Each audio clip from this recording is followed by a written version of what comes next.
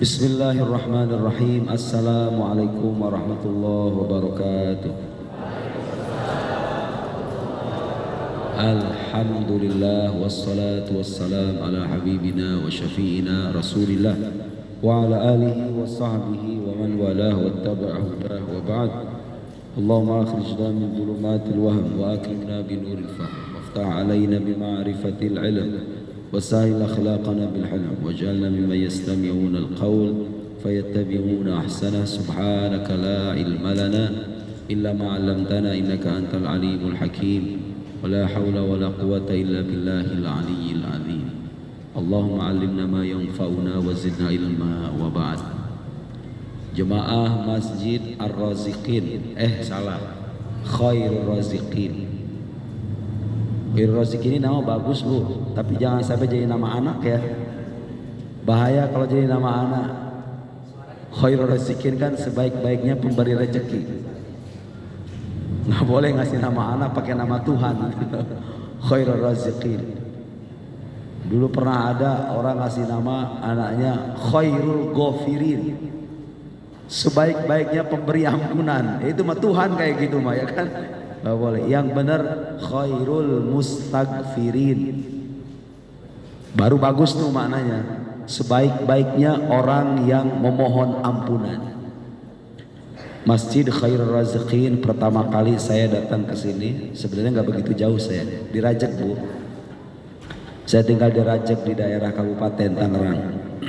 Sering saya ke Karawaci, tapi ini pertama kali. Mudah-mudahan ini menjadi perjumpaan yang diberkahi oleh Allah Subhanahu wa Ta'ala. Semoga 1 atau 2 jam ke depan kita semua mendapatkan ilmu yang bermanfaat, yang bisa semakin membuat kita dekat dengan Allah Subhanahu wa Ta'ala. Alhamdulillah, ini kebanyakan bapak-bapak ya. Anak mudanya mana ini, ada nggak anak mudanya? Anak mudanya mungkin beberapa. Oke. Kan harus sesuai bu ya.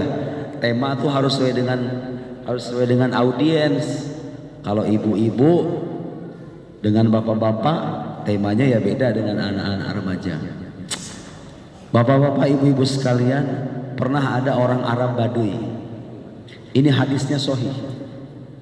Orang Arab Baduy datang kepada Nabi Sallallahu Alaihi Wasallam dalam Sahih Bukhari. Nanya sama Nabi. Pertanyaannya itu pertanyaan yang mewakili pertanyaan kita kebanyakan. Ya Rasulullah, dullani ala amalin idza amiltuhu dakhaltul jannah. Rasulullah, tolong tunjukkan kepadaku amal perbuatan yang kalau aku kerjakan aku masuk surga. Oh, ini harapan semua orang, udah pertanyaan semua orang ini. Saya pengen masuk surga, terhindar dari neraka. Caranya gimana Rasulullah? Dan orang zaman sekarang pak pengen itu yang instan-instan, yang ringan-ringan, nggak mau yang berat-berat. Nah ini hadis ini menjelaskan amalan-amalan ringan, tapi dijamin sama Nabi masuk surga.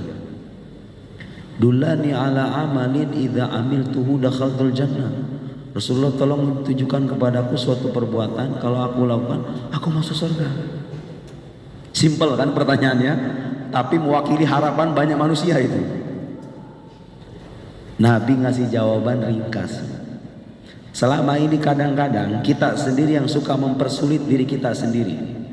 Ngira kayaknya masuk surga itu susah gitu, harus begini, harus begitu. Ternyata kalau dilihat bu, itu yang diwajibkan sama Allah itu nggak banyak loh. Yang diwajibkan dan yang dilarang oleh Allah itu nggak banyak. Lebih banyak tuh yang apa coba? Yang dibolehin kan? Ibu pergi ke jalan raya, lihat itu orang jualan dari ujung ke ujung. Lebih banyak yang halal atau yang haram? Halal. Makanan tuh lebih banyak yang halal ketimbang yang haram. Yang haram tuh dikit, bisa kehitung yang haram itu. Yang disebutkan dalam Quran, babi, darah, bangkai. Ya tentu nanti ada hadis menyebutkan anjing. Ya kalau kita daftar tuh ada gitu loh, kehitung. Yang halal lebih banyak. Terus kita ini dikasih waktu 24 jam. Kewajiban yang diminta oleh agama itu hanya ditunaikan hitungan belasan menit doang, gak banyak. Puasa juga cuma setahun sekali doang, gak banyak.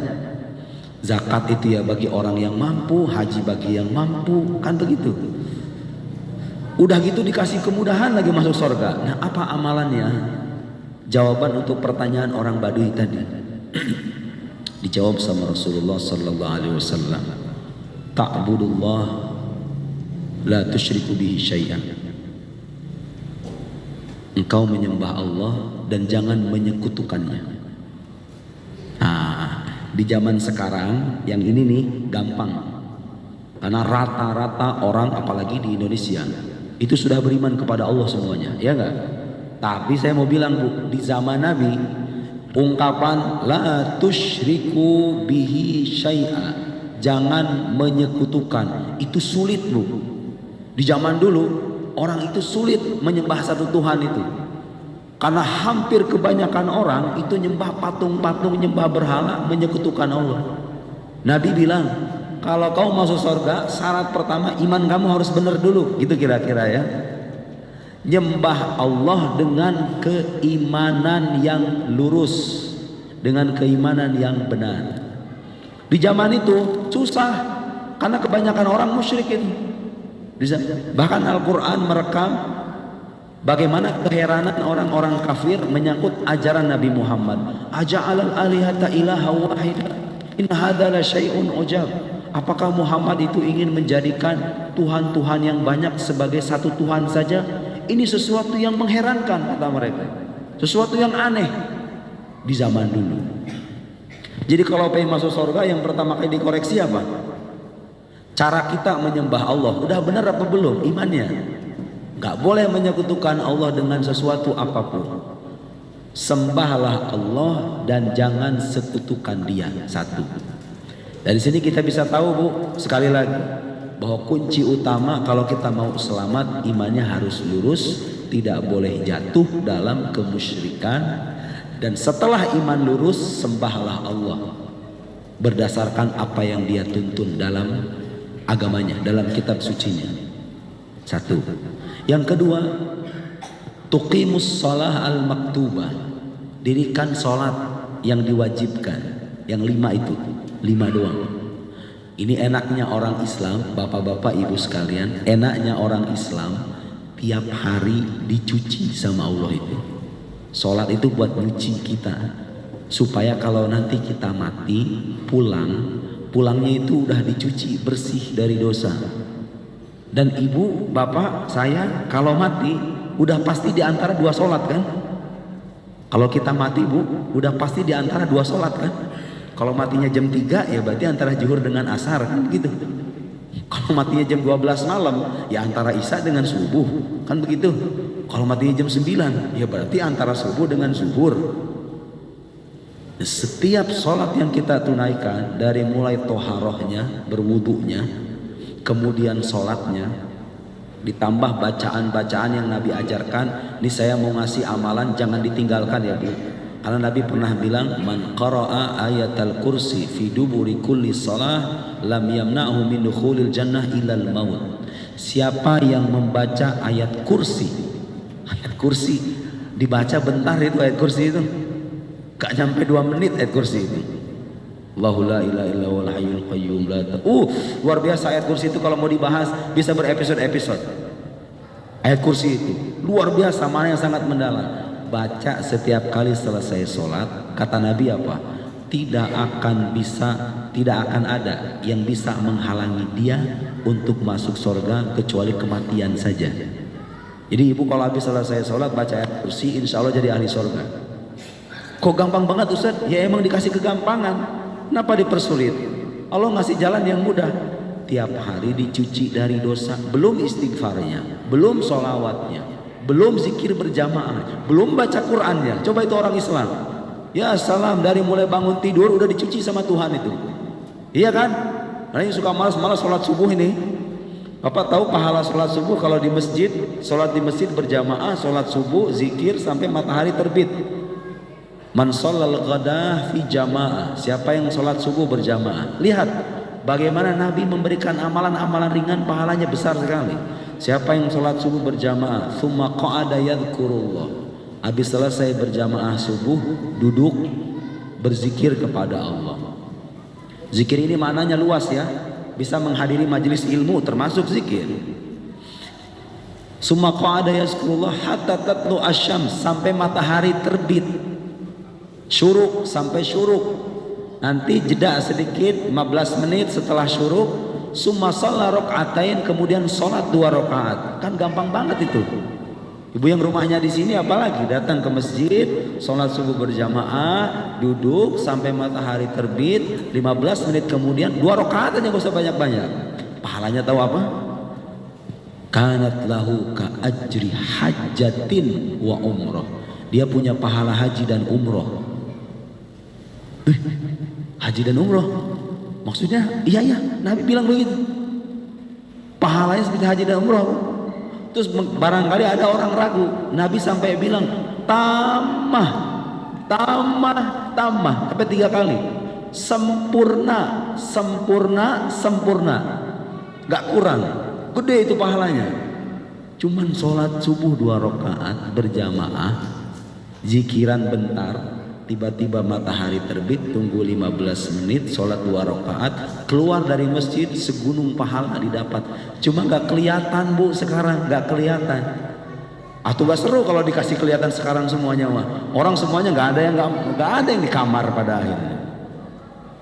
Lihat bu, kalau seandainya sekarang Presiden Prabowo yang ngumumin, Prabowo ngumumin ke kita, siapa saja warga Indonesia yang sholat subuh berjamaah dan disusul dengan sholat duha cukup 2 rakaat aja, setiap hari akan saya berikan tunjangan sebanyak, gak usah banyak-banyak deh, 5 juta aja. Hakul yakin saya. Gak bakal ada orang begadang-begadang itu, semangat itu, iya kan? Kalau ada bansos dibagikan habis sholat subuh, waduh, jangankan bansos duit, dikasih sayur gratis saja kadang udah rame itu masjid, ya kan? Itu kenapa manusia itu kadang lebih, karena itu yang kelihatan, itu balasannya kelihatan, dirasa langsung. Nah, pahala-pahala beginian ini nggak kelihatan, makanya orang malas. Kalau seandainya tahu pahala-pahala yang disiapkan oleh Allah itu, dan kita bisa ngelihat kayak gini nih, wah udah hidup kita nggak bakal normal itu. Pengennya jadi malaikat aja udah, nggak mau kerja, nggak mau pergi ke mall, nggak mau ke pasar, nggak mau jualan di jalan, pengennya ibadah aja begitu. Sama Allah tuh ditutup, nggak dikasih lihat, kelihatannya mah nanti. Apalagi coba pahala sholat isyanya, tadi sholat subuh kan, sholat isyanya. Sholat isya itu ada hadis menyebutkan man shallal isya fi jamaah, siapa yang sholat isya berjamaah, ka'annahu siapa yang sholat isya berjamaah ka'annahu yaqum nisfal lail, seakan-akan orang itu beribadah separuh malam. Di pahala sholat isya itu jangan sampai, makanya jangan sampai dilewatkan Pak jemaah isya itu. Pahalanya itu sholat isya 4 rakaat itu kalau berjamaah itu seperti orang ibadah separuh malam, zikiran gitu dari jam 6 sampai jam 12, capek kan? Nabi kasih yang singkat-singkat, berjamaah 4 rakaat, pahalanya itu seperti orang mendirikan separuh malam. Wa man shalla subh fi jamaah, siapa yang sholat subuh berjamaah, fa ka'annama yaqumul laila kullah, seakan-akan dia mendirikan semua malam, sepenuh malam. Sholat isya, sholat subuh, sholat maghrib, itu sholat semuanya itu sebetulnya pertama-tama mencuci kita dari dosa, yang kedua memberikan limpahan pahala supaya pas kita pulang kita dapat bekal. Ngasih bekal, bahasa gampangnya begitu. Nabi itu mewajibkan kita sholat, ngasih bekal supaya kita nanti pas pulang, dan umatnya Nabi Muhammad tuh pakai gitu, dikasih kemuliaan oleh Allah. Kasih amalan-amalan ringan, pahalanya besar. Kenapa? Karena umat-umat terdahulu usianya panjang-panjang. Nabi Nuh itu usianya 950 tahun. Nabi-nabi terdahulu itu usianya ratusan tahun bu. Umatnya Nabi Muhammad sallallahu alaihi wasallam ada yang 60. Sekarang mah usia 30 aja udah kena asam urat, jantung, ya kan, darah tinggi, diabetes. Diabetes Bu, usia 20 tahun ada sekarang mah, ya enggak? Kasih sayang Allah kepada umat Rasulullah itu begitu. Usianya pendek, nanti kita bulan puasa nih, seperti yang kita tahu semuanya. Satu malam itu kita tunaikan yang Lailatul Qadar itu, wah itu lebih baik dari 1000 bulan. Berarti kita itu setara dengan ibadah 80 tahun lebih. Ibu kalau sholat isya di malam itu pahalanya seperti orang sholat isya 80 tahun lebih. Bayangkan, itulah beruntungnya kita menjadi umat Rasulullah Sallallahu Alaihi Wasallam. Satu tuh, dirikan sholat. Gampang kan? Gampang. Lanjutnya apa? Wa tu'addiz zakat al-mafruḍah, menunaikan zakat yang diwajibkan. Bagi orang kaya ini Mbak ya. Saya nggak tahu kalau di sini orang kaya. Kayaknya saya orang kaya rata-rata di sini ya. Ibunya dagangan-dagangan Bu, ada zakatnya itu. Yang punya toko emas, yang punya emas simpanan, yang punya ternak hewan, yang punya toko-toko, jangan lupa itu zakat itu. Zakat, tapi nggak semua orang itu sebenarnya. Zakat itu ibadah untuk golongan tertentu yang memang mencukupi memang punya kelebihan harta. Sampai nisab, sampai haul, gitulah dalam bahasan fikih. Salat, zakat, watasum Ramadan, puasa Ramadan. Ini kita nggak ngomong bicara puasa Senin Kamis loh Bu. Nabi cuman bilang salat, zakat, puasa. Yang menarik adalah setelah Nabi menyebutkan berapa itu? Ta'budullah wa la tusyriku bihi syai'a, tuqimus shalah al-maktubah, tu'addiz zakal mafruḍah, wa tasumu Ramadan. Kok haji nggak disebutkan Ustaz? Ya udah masuk di dalamnya, udah otomatis. Kadang-kadang hadis itu meringkas Bu. Man kana yu'minu billahi wal yaumil akhir falyukrim dhaifa. Siapa yang beriman kepada Allah dan hari akhir, tuh. Kok malaikat nggak disebut? Iman kepada Rasul kok nggak disebut? Iman kepada surga kok nggak disebut? Diringkas. Bahasa hadis itu kadang-kadang meringkas.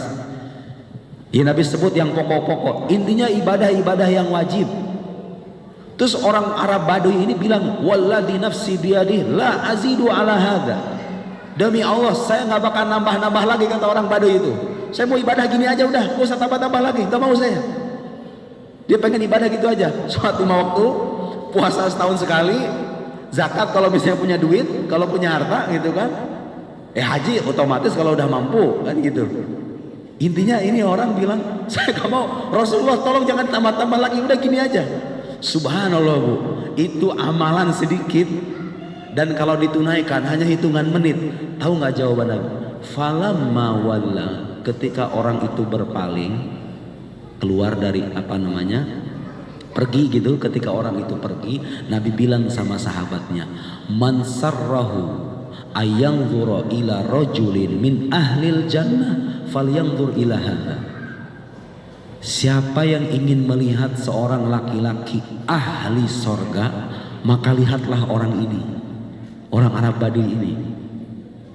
Kalau seandainya dia benar-benar sholatnya benar, tapi ya sholatnya benar, menunaikan zakat kalau dia punya kelebihan harta, berpuasa ketika bulan Ramadan, haji kalau dia. Dalam riwayat lain Sahih Muslim, di riwayat lain dalam Sahih Muslim dikasih tambahan watasilu dza rahimik, silaturahim.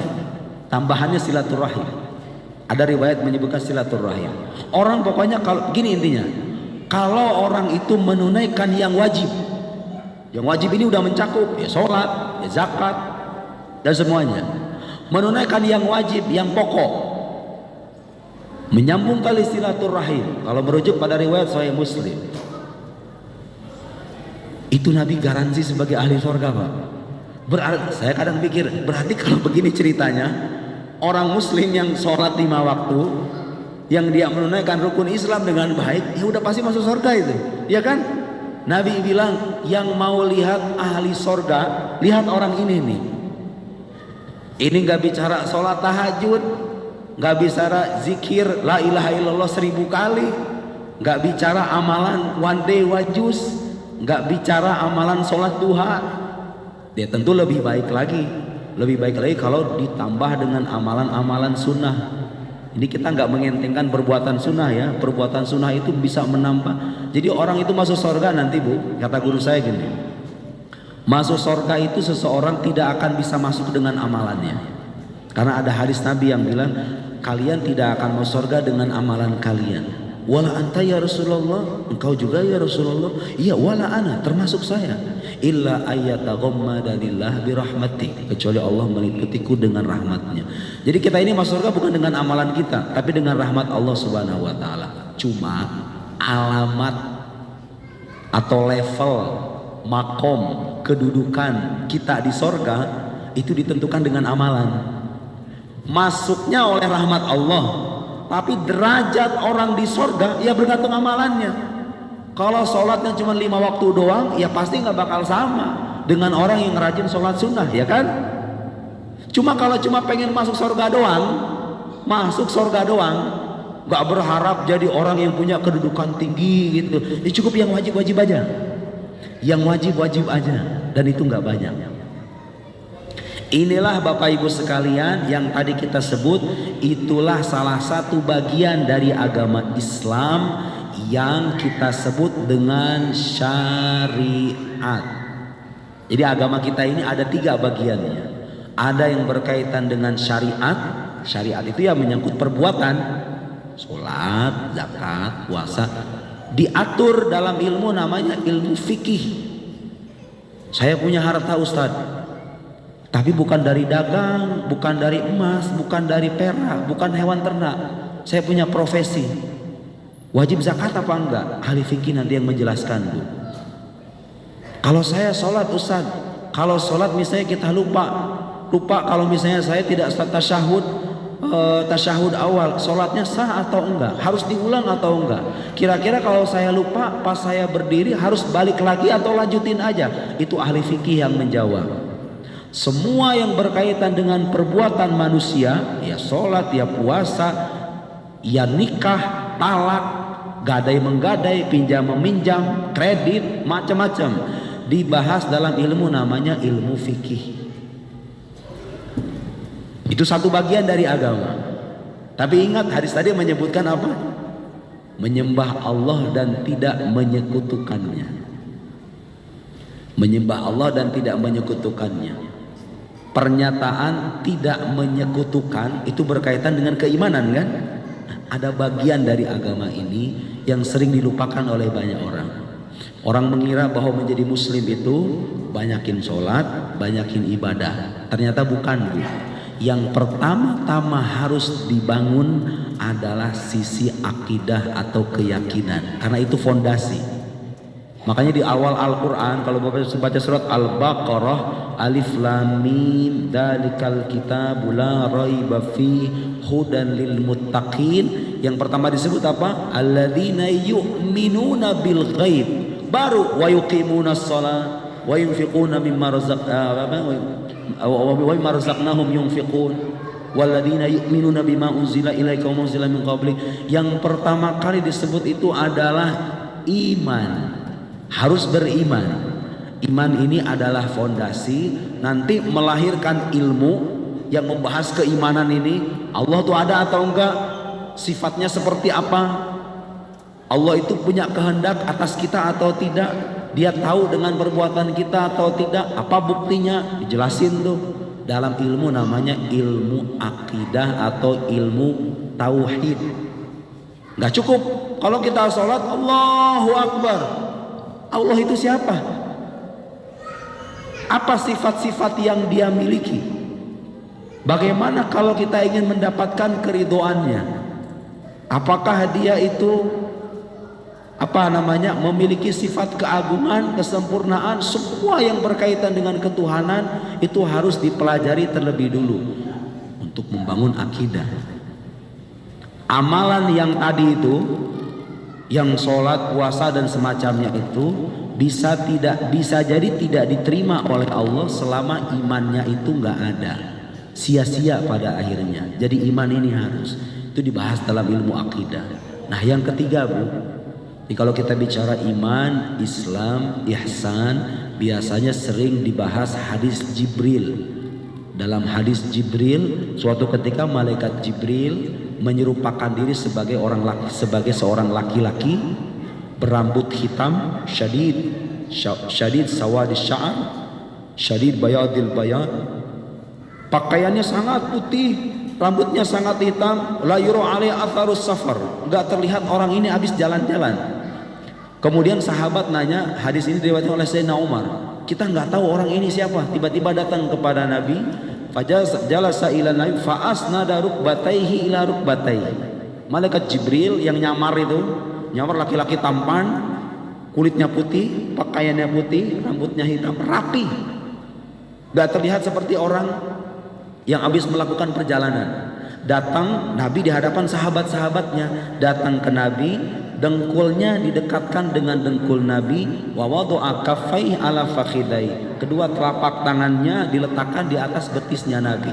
Nanya, Jibril itu nanya sampai, mal Islam, Islam itu apa? Dijawab tadi itu, antashhada alla ilaha illallah wa anna muhammadar rasulullah wa tuqimus shalah wa tutiyaz zakah wa tusum ramadan tahajjul bait dan seterusnya. Islam itu adalah engkau bersyahadat tiada Tuhan selain Allah, Muhammad adalah utusan Allah dan seterusnya, sholat, zakat dan seterusnya. Kemudian ditanya, mal iman, apa itu iman? Apa itu iman? Rukun iman yang kita pelajari. Tu'mina billah wa malaikatihi wa kutubihi wa rusulihi wal yaumil akhir wa bil qadar khairihi wa syarrihi. Beriman kepada Allah, malaikat, kitab suci, rasul, hari akhir dan qada dan qadar. Terakhir, nah ini yang gak kalah penting Pak. Karena ada orang ibadahnya udah bener, rajin sholat Bu, Masya Allah, kalau udah tahajud itu bisa sampai jam 4 ya, dari jam 2 sampai jam 4, baca Quran, rajin ibadah. Kalau majlis taklim paling depan, tapi urusan ngegibahin orang paling depan juga dia, karena ada yang kayak gitu. Sholatnya udah bener, kalau ditanya sifat wajib bagi Allah, oh hafal dia semuanya, akidahnya mantep, imannya lurus, matang, ibadahnya juga mantap, tapi dia kurang satu, kurang akhlak. Malamnya sholat tahajud, pagi-paginya gibahin orang, upload status di medsos isinya caci maki, provokasi, nyumpah.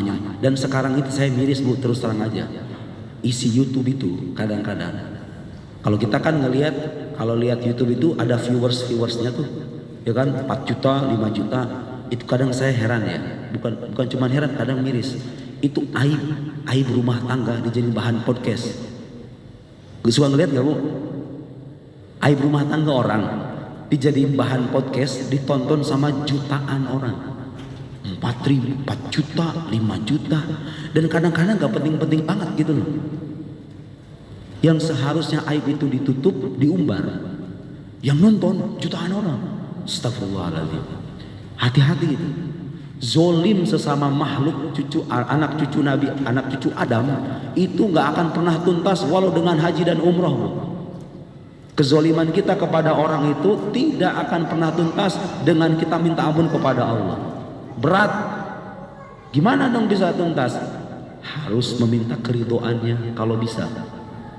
Kalau nggak bisa Ustaz, jauhkan jaraknya. Nggak bisa saya ketemu. Mau nggak mau, di akhirat nanti di korting amal solehnya.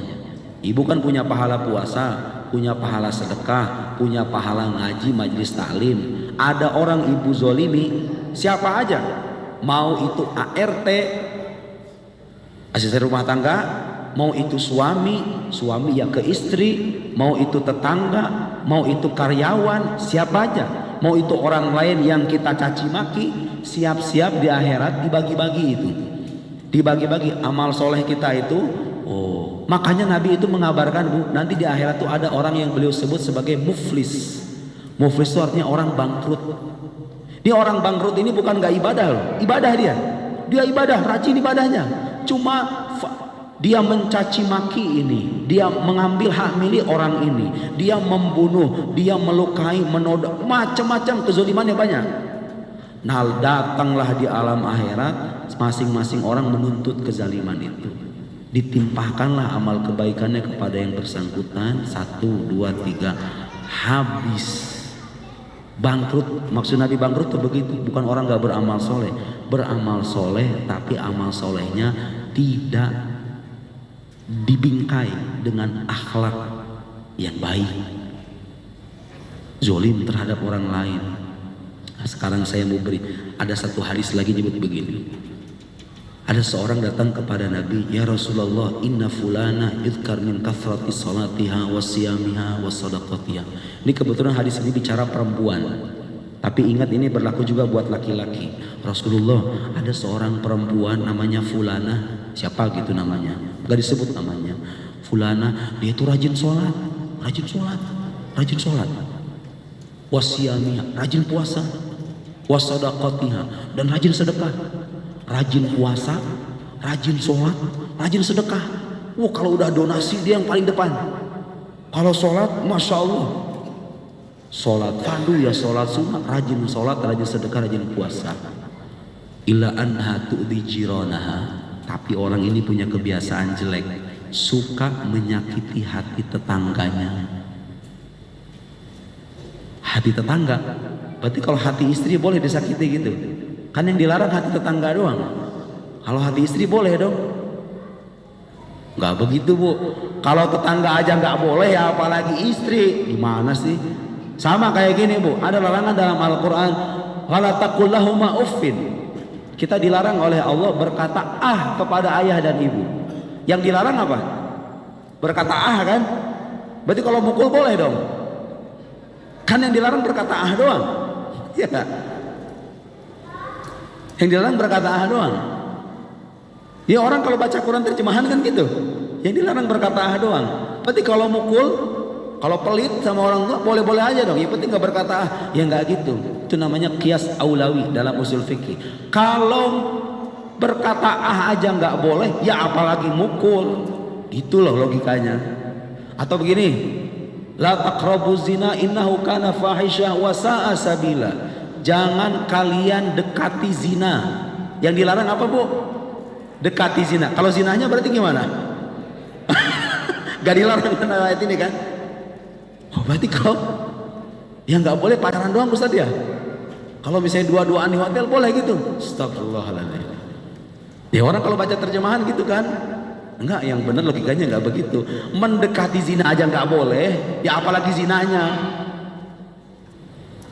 Gitu bu maksudnya ya. Jadi ini perempuan rajin sholat, Nabi yang bilang bukan saya, hadis yang bilang rajin sholat, rajin puasa, rajin sedekah, tapi suka nyakitin orang. Intinya begitu, suka nyakitin orang. Nah sekarang di zaman sekarang, zaman Nabi kan gak ada handphone, nyakitin orang tuh ya dengan lisan langsung. Kalau zaman sekarang lewat HP pak, bikin akun medsos isinya gibahan semua. Ada itu, perlu saya sebutin nah. Akun-akunnya itu hafal saya, kadang-kadang info dari istri saya soalnya. Ada itu aku kerjaan lagi gibahin orang tiap hari, jelek-jelekin orang bawaannya, suka nyakitin orang. Tahu nggak jawaban Nabi apa bu? Nabi bilang hiya finnar, perempuan ini masuk neraka nanti. Kok bisa? Ya iya bangkrut dia. Puasanya, pahala puasanya diambil sama, tiap hari gibahin satu orang. Mending kalau satu orang, kalau kerjaannya memprovokasi, paginya memprovokasi, siangnya berbohong, malamnya memfitnah, kayak gitu aja hidupnya, dapat duit dia. Berapa sih AdSense YouTube itu? Nggak seberapa loh. Karena saya juga tahu YouTube itu AdSense itu nggak seberapa dengan kebangkrutan yang akan anda alami di alam akhirat. Ngeri. Itu orang kalau beragama dengan baik bu, nggak bakal sembarangan kayak begitu. Takut dia. Takut. Ini orang rajin sholat, rajin puasa, rajin sedekah lagi, bangkrut gara-gara suka nyakitin orang. Itu tetangga bu, apalagi istri, bener gak? Nah, bapak-bapak yang suka berlaku zalim kepada istrinya, hati-hati, gak akan dibiarkan, nanti juga ada pembalasannya. Dan yang dizolimi ini gak akan pernah rugi sebetulnya. Di akhirat nanti dia akan menerima tuh, saya dizolimi oleh fulan, dizolimi oleh fulan, panen dia kan pada akhirnya. Nah, makanya agama ini bu sebetulnya ngasih harapan kepada orang-orang yang mengalami penderitaan. Saya 2 hari yang lalu ngaji sama santri-santri saya, ngaji kitab At-Tadhkirah fi Ahwalil Mauta wa Umuril Akhirah. Ada hadis yang disebutkan oleh Imam Qurtubi dalam kitab itu bilang, nanti ketika di amal manusia ditimbang di alam akhirat, kan kita dibangkitkan dari padang mahsyar, nanti kan dihisab tuh sama Allah. Ada golongan-golongan yang gak dihisab sama Allah, amalan itu gak ditimbang, langsung to the point masuk surga gitu. Orang yang rajin sholat dipanggil, ditimbang amalan sholatnya, ternyata sholat pahalanya besar. Yang rajin puasa ditimbang, puasa pahalanya besar. Yang haji dipanggil, haji pahalanya besar. Ada satu golongan amalannya itu nggak ditimbang saking udah beratnya, saking amal solehnya itu udah banyak, dia nggak ditimbang lagi sama Allah itu. Bapak, siapa itu? Orang-orang yang ketika nanti amal manusia ditimbang, dia selamat langsung. Wah, itu senangnya minta ampun udah pasti itu. Sampai-sampai dikisahkan, orang-orang yang di sampingnya itu iri kepada dia, berharap hidupnya seperti dia gitu loh. Karena ketika semuanya dalam keadaan takut, luar biasa takut, pilihan cuma 2 doang, surga atau neraka. Kalau gagal masuk neraka kan. Wah, lagi orang takut-takutnya dia dikasih kabar gembira sama Allah, langsung masuk surga, amalannya nggak ditimbang lagi. Tahu siapa itu? Ashabul bala, orang-orang yang selama hidupnya banyak mengalami penderitaan. Makanya boleh jadi, bukan boleh jadi, ini Nabi yang mengabarkan akan ada golongan-golongan ahli surga itu ibadahnya mah nggak banyak. Sholatnya cuma 5 waktu doang, gak sempat duha, gak sempat tahajud, gak sempat hadir majelis taklim, tapi ujian hidupnya berat, tapi dia bersabar gitu. Dia punya anak bandel, punya istri kurang ajar atau suami selingkuh, mertua yang rese, tetangga yang kurang ajar, pekerjaan ya susah, rezeki ya juga seret. Ada kan orang diuji dengan bertubi-tubi kayak gitu tuh. Sekarang saudara-saudara kita tuh yang di Sumatera, yang di Aceh, yang di Medan, itu ada yang sampai kelaparan, kehilangan anak, kehilangan orang tua, itu udah pasti Bu, sangat mendalam. Tapi kabar gembira buat mereka, subhanallah. Karena ada ayat Al-Quran menyebutkan innama yuwaffas sabiruna ajrahum bighairi hisab. Bighairi hisab. Orang-orang sabar itu balasannya akan dituntaskan tanpa hitungan, tanpa hisab. Kalau pengen mau masuk surga tanpa hisab, jadilah orang punya banyak penderitaan, harus menderita dulu. Ya cuman gak boleh minta Pak, gak boleh minta sama Allah kayak gitu. Ya Allah, kalau begitu aku jadikan orang miskin ya Allah, hilangkan kekayaan dari diriku ya Allah. Aku punya suami soleh, ganti dengan yang durhaka ya Allah, supaya aku sabar ya Allah. Aku punya anak baik ya Allah, ganti dengan yang durhaka ya Allah, supaya aku sabar. Gak boleh minta begitu. Cuma kalau udah terlanjur, Allah yang menghendaki, maksudnya Allah menghendaki ujian berat bagi Anda, itu orang yang dipilih. Nanti ketika orang takut, orang dalam keadaan takut genting gitu, Anda diberikan kabar gembira. Amal kebaikan, amal manusia, amal perbuatan kita yang harusnya ditimbang, gara-gara ada kesabaran itu tiba-tiba dilepaskan, dibebaskan. Jadi akan ada tuh Pak, orang-orang yang masuk surga bukan lewat jalur ibadah, tapi lewat jalur penderitaan. Iya, berdasarkan hadis itu. Dan kita kan menderita semua sebagai orang Indonesia kan, punya pejabat kayak begitu semuanya. Kan ya, kan kita punya pejabat kayak begitu, tiap hari ada aja itu ngomong yang rese-rese itu. Orang sabar tuh punya kedudukan istimewa dalam pandangan agama. Subhanallah. Kembali kepada cerita perempuan tadi, terus lanjutan riwayatnya, tadi kan bilang perempuan rajin sholat, rajin puasa, rajin sedekah.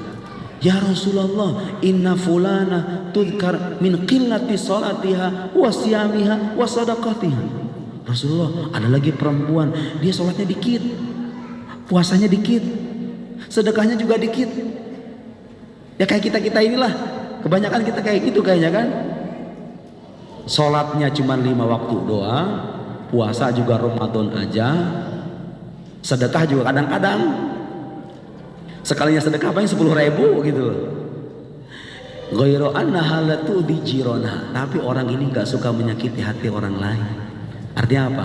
Poin pentingnya apa? Orang ini punya akhlak, Akhlaknya bagus, ibadahnya pas-pasan tapi akhlaknya bagus. Jawaban Nabi apa bu? Hiya fil jannah. Perempuan ini masuk surga. Lihat, surga itu diperoleh bukan hanya dengan memperbanyak amal perbuatan, tapi menghindari larangan. Perlu saya ulang bu, surga Allah itu diperoleh bukan hanya dengan memperbanyak ketaatan, memperbanyak amal perbuatan, tapi juga bisa kita peroleh dengan menghindari larangan-larangan. Ini yang sering orang lupakan. Sholat jalan, korupsi jalan, salah. Yang benar apa? Gak apa-apa sholat 5 waktu aja, tapi jangan suka maling. Jangan suka maling. Itu yang paling penting. Menghindari larangan tuh Pak didahulukan dari menunaikan perbuatan. Buktinya kayak tadi itu, dia berbuat perbuatannya perempuan ini banyak, iya kan? Dia sholat, dia puasa, ya puasanya gak cuma Ramadan, puasa Daud kali itu perempuan, iya kan? Rajin puasa, rajin sedekah, rajin sholat, masuk neraka gara-gara menzolimi orang. Berarti dari sini kita bisa belajar menghindari larangan itu harus lebih diperhatikan ketimbang menunaikan perbuatan, ya kan? Nggak bisa saya tahajud, nggak apa-apa, nggak usah maksa-maksain. Yang penting jadi istri yang baik.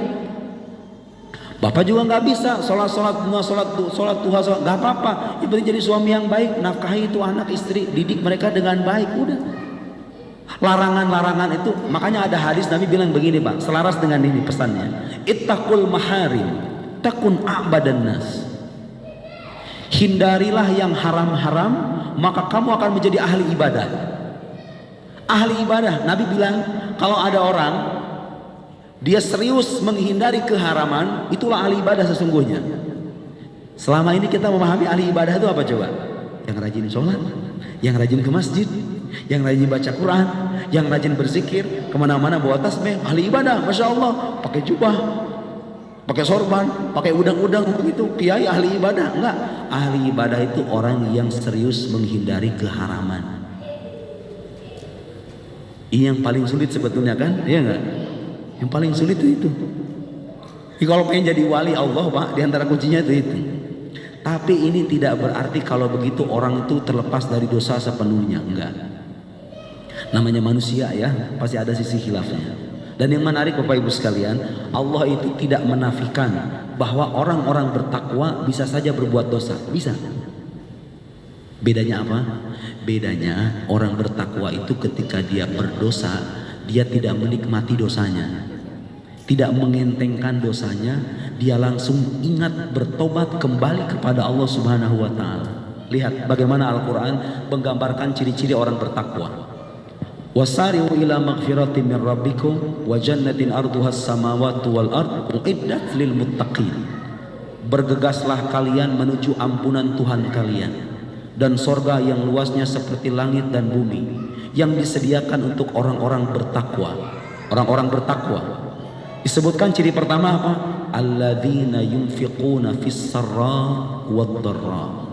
Mereka yang suka berbagi, baik dalam keadaan susah maupun dalam keadaan lapang. Dalam keadaan sulit masih berbagi, dalam keadaan lapang masih berbagi juga, gak lupa diri gitu loh. Gak egois. Orang bertakwa itu cirinya gak punya empati sosial, peduli sama orang, ciri orang benar agamanya tuh. Kalau orang agamanya benar, pasti dia punya rasa empati kepada yang lain. Alladzina yunfiquna fis sarra wad dharra. Yang kedua, wal kadhiminal ghaidh. Menahan amarah. Kalau emosi itu enggak langsung diluapkan, ditahan. Susah.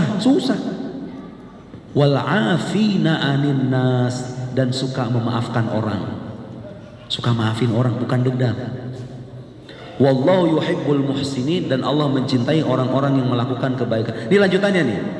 Walladzina idza fa'alu fahishatan aw zalamu anfusahum dzakarullah.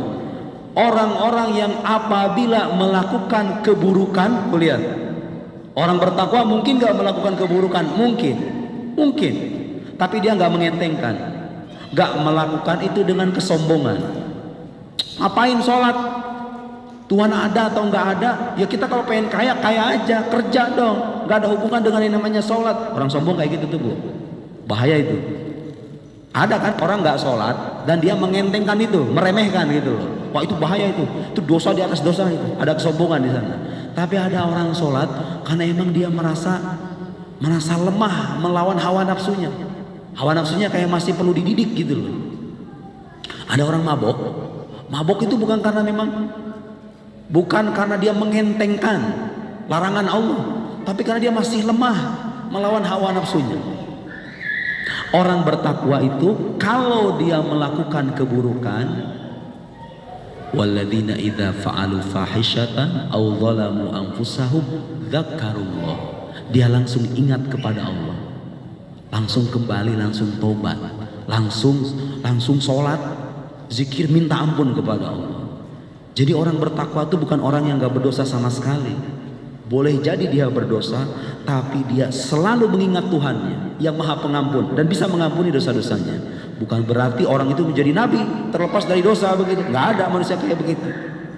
Karena itu Bapak Ibu sekalian, kalau kita khilaf, terjatuh ke dalam dosa, jangan sekali-kali mengiringi dosa itu dengan kesombongan kepada Allah, nyentengin gitu loh, ngeremehin. Jangan. Itu akhlak yang paling Allah benci itu. Bapak lihat di Al-Quran dari awal sampai akhir, celaan dan kutukan itu mengiringi orang-orang sombong itu. Lihat, orang-orang kafir disiksa dengan siksaan abadi di neraka gara-gara apa? Jawabannya itu, wa yawma yuradul ladzina kafaru 'alan nar adhabtum thayyibatikum fi hayatikum dunya wastamta'tum biha fal yawma tujzauna 'adzabal huni bima kuntum tastakbiruna fil ard bighairil haqq. Kalian sekarang semuanya ditimpakan azab yang pedih dan menghinakan kalian karena kalian sombong di muka bumi. Hah? Sombong. Gara-gara kesombongan itu dilaknat dengan laknat yang abadi. Wa bima kuntum tafsukun, dan gara-gara kalian tidak taat, kalian fasik, tidak mentaati, tidak taat dengan tuntunan agama, tapi mengiringi ketidaktaatan itu dengan kesombongan kepada Allah Subhanahu wa taala, dilaknat itu. Ngeri kan? Kemudian ada ayat lagi banyak itu, innahu la yuhibbul mustakbirin. Gimana dalam surat apa tuh? Walladzina tad'una min dunillahi la yakhluquna syai'a wa hum yukhlaqun amwatun ghairu ahya wa ma yashuruna ayyana yub'atsun ilahukum ilahu wahid falladzina la yu'minuna bil akhirati qulubuhum munkirah wa hum mustakbirun la jarama anna Allah ya'lamu ma yusirruna innahu la yuhibbul mustakbirin. Allah tuh enggak suka sama orang sombong itu. Orang bertakwa itu boleh jadi dia khilaf, boleh jadi dia berdosa, tapi dia senantiasa ingat dan kembali kepada Tuhannya. Jadi Bu, ahli sorga itu gak berarti dia orang yang suci dari dosa semuanya. Enggak. Allah tahu kita ini punya kelemahan, terjatuh dalam kemaksiatan. Tapi ingat, kemaksiatan apapun yang kita lakukan, rahmat dan ampunan Allah Subhanahu wa ta'ala itu pasti lebih besar, kan? Bahkan itu ada ayat dalam Al-Quran menyapa orang-orang yang ahli maksiat, qul ibadiyalladzina asrafu ala anfusihim la taqnatu min rahmatillah. Ya ibadi, Allah manggil wahai hamba-hambaku, wahai hamba-hambaku yang melampaui batas atas diri mereka. Allah nggak manggil musuh-musuhku. Jadi pelaku-pelaku dosa itu dipanggilnya apa? Ibadi, hamba-hambaku. Ini pelaku dosa, apalagi yang taat-taat Bu. Pelaku dosa aja sama Allah dipanggilnya apa? Ya ibadi, wahai hamba-hambaku. La taqnatu min rahmatillah. Jangan kalian putus asa dari rahmat Allah. Innallaha yaghfiru dzunuba jami'an. Allah mengampuni semua dosa. Subhanallah. Itulah pentingnya beragama Bu. Pentingnya beragama itu begitu, supaya kita punya panduan hidup dalam posisi dan keadaan apapun kita berada. Waktu berbuat taat kita nggak sombong dengan ketaatan, waktu berbuat maksiat kita ingat kepada Tuhan. Lihat. Jadi agama kita Bapak Ibu sekalian tidak mencukupkan dengan sholat saja, dengan syariat saja, tidak mencukupkan dengan akidah saja, tapi juga semuanya itu harus dibingkai dengan akhlak. Dalam hadis Jibril, akhlak ini disebut dengan istilah ihsan. Ihsan. Malaikat Jibril nanya sama Nabi, mal ihsan, apa itu ihsan? Anta budallah ka'annaka tarah, fa illam takun tarah fa innahu yara. Engkau menyembah Allah seolah-olah engkau melihatnya. Seolah kita merasa diawasi sama Gusti Allah, Pak. Orang kan kalau merasa diawasi, dia nggak mau sembarangan berbuat, ya nggak? Kalau merasa diawasi, itu yang penting. Kalau orang merasa diawasi sama Tuhannya, nggak mungkin dia mencaci maki, malu dia harusnya, ya kan? Rasa malu ini yang sekarang kayaknya hilang, Pak. Orang pada nggak punya malu, maksiat secara terbuka di media sosial, di YouTube, mencaci maki orang, memprovokasi orang, mengkafir-kafirkan orang. Itu penyakit orang zaman sekarang, Pak. Astagfirullahaladzim. Rasulullah itu pengen kita masuk surga semuanya. Sekarang muncul sebagian golongan, enggak, yang ini salah, yang ini musyrik, yang ini kafir, disingkir-singkirin orang Islam. Yang ini pengajian gak sesuai sunnah, yang ini yang sesuai sunnah. Astagfirullahaladzim. Semua muslim itu pengennya berpegang teguh kepada Quran dan sunnah. Cuma mereka kadang-kadang beda pemahaman. Ya udah, beda pemahaman itu wajar, diterima, ditampung semuanya, selama ada landasan dan pijakannya. Yang ini boleh jadi benar, yang ono juga boleh jadi benar. Banyak itu bukan kayak gitu. Dalam masalah fikih, ulama itu bisa berbeda pendapat, puluhan pendapat. Mana yang benar? Kadang-kadang semuanya benar, selama ada landasannya. Sekarang kita jumpai orang-orang yang merasa seolah-olah dia itu lebih benar, yang lain dianggap tidak berpegang teguh kepada sunnah, dikafirkan, dimusyrikkan, dibid'ah-bid'ahkan. Sementara Rasulullah Sallallahu Alaihi Wasallam ingin kita itu menjadi umat yang bersatu. Wa inna hadhihi ummatukum ummatan wahidah. Ini adalah umat yang dalam hadis itu Nabi bilang begini, inna mathali wa mathalu ummati kamathali rajulin istauqada naran. Jadi perumpamaan Rasulullah dengan umatnya itu ibarat orang menyalakan api untuk menerangi, gitu maksudnya. Seperti orang yang menyalakan api, faja'alatid dawab wal farash yaqa'na fi. Tiba-tiba serangga, kupu-kupu berjatuhan ke dalam api itu. Bayangin tuh, Bu, ada kubangan api, Rasulullah itu ibarat orang yang menyalakan api itu. Tiba-tiba serangga, apa kupu-kupu atau apalah pada masuk ke situ, nyamuk semuanya pada masuk ke situ. Fa'ana akhidun bihujazikum. Terus Rasulullah itu kerjaannya apa? Narikin satu-satu tuh. Yang ini mau jatuh ke api neraka, ditarikin lagi, ditarikin lagi, ditarikin lagi. Wa antum taqahhamuna fi. Di saat kalian berlomba-lomba masuk ke dalam api itu, aku ambil tali ikat pinggang kalian. Pinggang kita itu diambil. Perumpamaan itu bahwa Nabi itu sangat ingin umatnya semuanya selamat. Makanya sampai-sampai ada hadis Nabi bilang, turadu alayya a'malukum. Amal perbuatan kalian itu diperlihatkan kepadaku. Ini kita lagi beginian, ini Rasulullah itu tahu. Oh, umatku sedang mengaji, umatku ada yang sholat, ada yang bersedekah, tahu semuanya. Tu'radu alayya amalukum. Amal kalian diperlihatkan kepadaku. Fama ra'aitu min khairin hamidullah. Yang aku lihat baik, aku memuji Allah. Alhamdulillah. Rasulullah bilang alhamdulillah kalau kita beramal soleh. Wa ma ra'aitu min syarrin, kalau dilihat yang buruk, suka bertengkar umatnya itu, ya kan? Suka maksiat, istaghfartullaha lakum. Aku minta ampun kepada Allah untuk kalian. Ya salam. Rasulullah itu sampai sekarang beristighfar buat umatnya. Di saat nabinya pengen orang Islam selamat semuanya, ada golongan-golongan yang sayangnya merasa paling benar sendiri, yang lain dikeluar-keluarin. Ini bukan Islam, ini bukan sunnah, ini gak sesuai dengan Quran. Astagfirullahaladzim. Itu bukan ajaran Islam, Bu. Ajaran Islam itu mengayomi, bukan mencaci maki. Bener gak? Iya dong. Apa sebabnya itu, Bu, bisa kayak begitu? Banyak orang-orang yang merasa dirinya yang paling benar, yang lain tuh gak Islam gitu. Sebabnya kurang pengetahuan. Semakin orang itu punya banyak wawasan, semakin dia terbuka dengan perbedaan pandangan. Semakin sempit wawasannya, ya semakin mudah dia menyalah-nyalahkan, ya kan?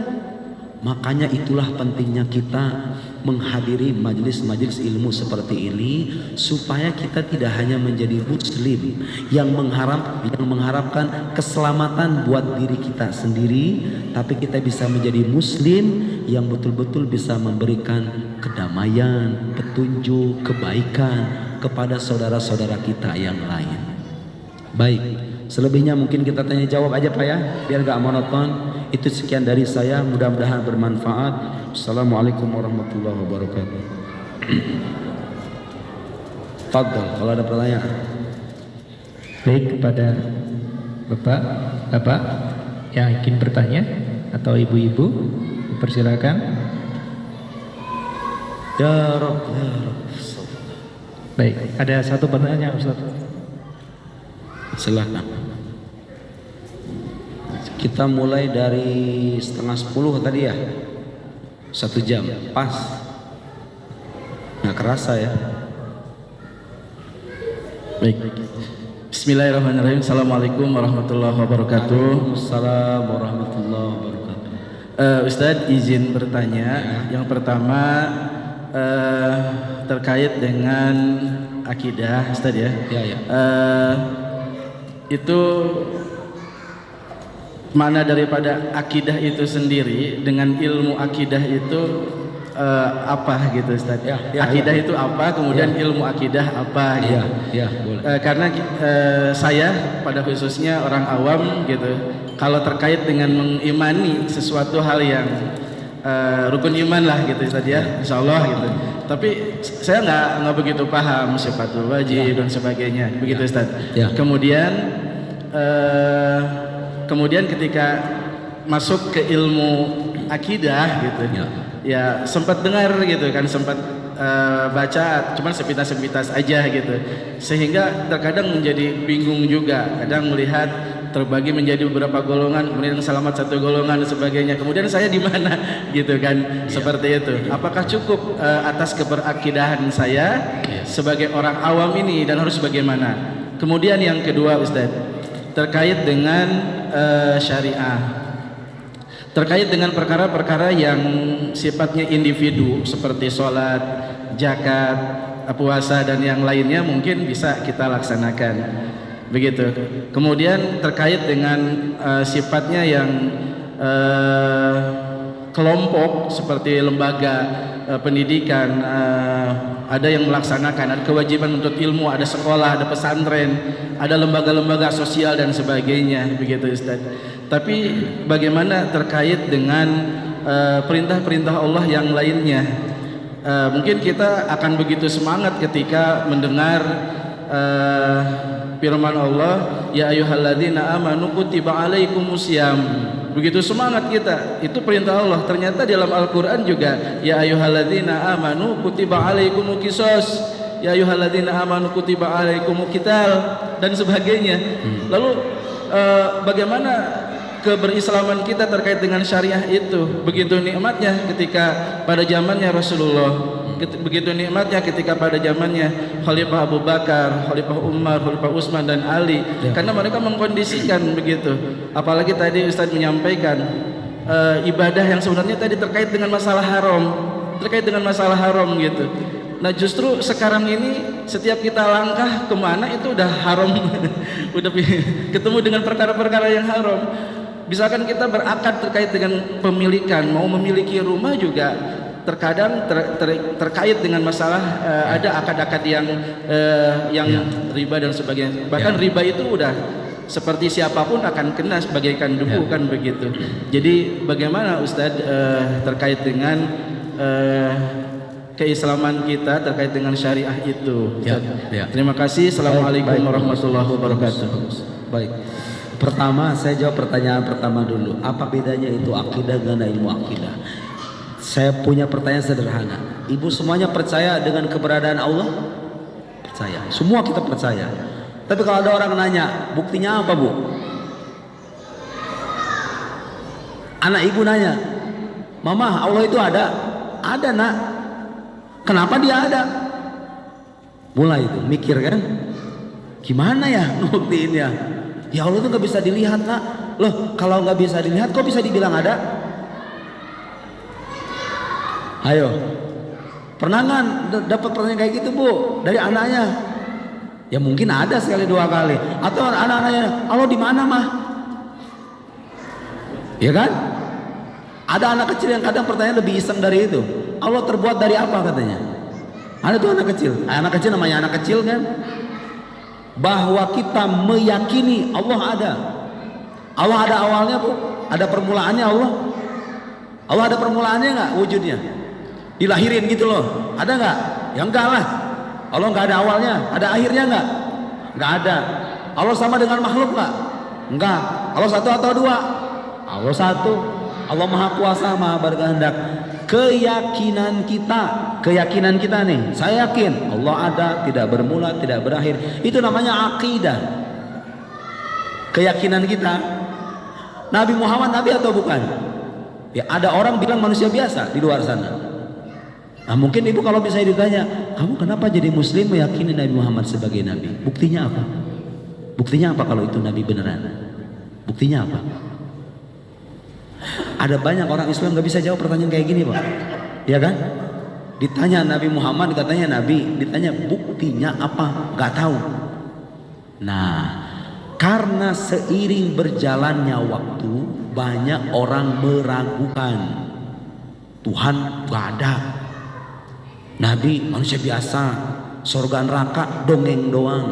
Ulama merasa perlu merumuskan kaidah-kaidah keilmuan untuk membuktikan bahwa Allah ada, Nabi Muhammad adalah nabi, surga neraka itu benar-benar ada. Harus ada ilmunya kan, supaya kita bisa ngejelasin ke orang gitu loh. Nah itu namanya ilmu akidah Pak. Terus kalau begitu yang wajib yang mana? Ya Bapak harus belajar. Kalau orang bisa yakin Allah ada, bagaimana dia bisa yakin kalau nggak belajar? Nggak boleh kan dalam akidah kita ikut-ikutan. Fardu ain bu hukumnya. Sholat fardu ain. Belajar akidah bahwa Allah ada, tidak bermula, tidak berakhir. Muhammad adalah nabi, dia datang dengan mukjizat. Mukjizat itu apa? Ada sorga, ada neraka. Itu hukumnya fardu ain, wajib di pundak setiap muslim. Saya udah bikin rekaman di YouTube lengkap itu bu. Dengerin satu episode satu aja. Tulis Muhammad Nuruddin Akidah Ahlus Sunnah. 29 episode, per episodenya 17 menit. Sambil nyuci piring nggak apa-apa. Sambil nyuci piring dengerin. Oh begini, kalau ada orang nanya Allah ada, ini cara jawabnya. Oh kalau ada orang nanya Allah ada permulaannya atau enggak, oh ini penjelasannya. Wujud, qidam, baqa, mukhalafah, hawadits, dan seterusnya. Oh kalau ada orang nanya Nabi Muhammad nabi atau bukan, oh ini jawabannya. Oh kalau ada orang nanya surga neraka ada atau enggak, oh ini jawabannya. Itu harus belajar. Apalagi kita punya anak kan kewajiban kita ngajarin itu ke anak sebetulnya. Di YouTube saya ada rekaman lengkap tuh akidah, belajar ilmu akidah, sama bukunya juga ada. Cari di online, dasar akidah Ahlus Sunnah, 200-an halaman, harganya paling 60.000. Gak tahu saya harganya 60 apa 70 gitu. Gak mahal. Masih mahal paket internet sebulan ya kan. Itu paket internet buat di alam akhirat itu. Kan pertanyaan pertama ketika masuk alam kubur, pertanyaannya apa bu? Berapa rakaat sholat yang kamu tunaikan? Gitu pertanyaannya. Haji kamu berapa kali selama dunia? Itu pertanyaan. Bukan. Malaikat nanya pertama-tama, man rabbuk? Tuhan kamu siapa? Nah kalau udah berkaitan dengan Tuhan itu masalah akidah kan? Iya. Saya sering cerita bu, di daerah Pisangan, daerah Jakarta itu, seorang kiai besar, subhanallah, Kiai Asmawi namanya, Kiai Asmawi. Mungkin gak apa saya ulangi cerita di sini karena banyak ibu-ibu yang nggak tahu. Usianya itu 90 tahun. Ibu berapa ya rata-rata di sini? 60, 50 ibu ya? 50-an ya? Ini 90 bu. 90 udah tua renta 90 tahun. Tinggal di daerah Tegal. Tegal itu Jawa Timur kan? Jawa Tengah ya maaf salah. Biasa we atuh. Di Jawa Tengah. Ngajar di daerah Pisangan bu, di daerah Jakarta 4 jam naik mobil sama anaknya. Dari usia 30 tahun, dengerin nih. Dari usia beliau 30 tahun sampai 90 tahun ngajari umat.